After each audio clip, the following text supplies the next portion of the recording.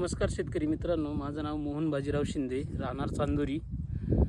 तर मी माझ्या प्लॉटसाठी विंडस्टॉप 1.5 मिली आणि ट्यूलिप 2 मिलीनी 13व्या दिवशी स्प्रे घेतलेला होता.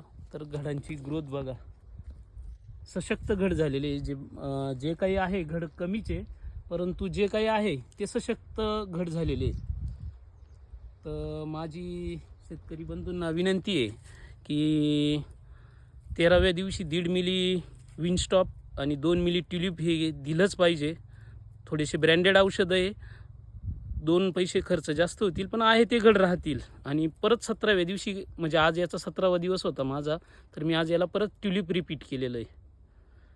तर बघू आता काय अजून चेंजेस होतो. पण मग सतत 3-4 दिवसापासून पाऊस चालू आहे, तरी घडांची जी ग्रोथ आहे, जे वाटत होतं का फेल नंतर पण घड राहणार नाही, व तर असे बारीकले घडसुद्धा अजून आहे.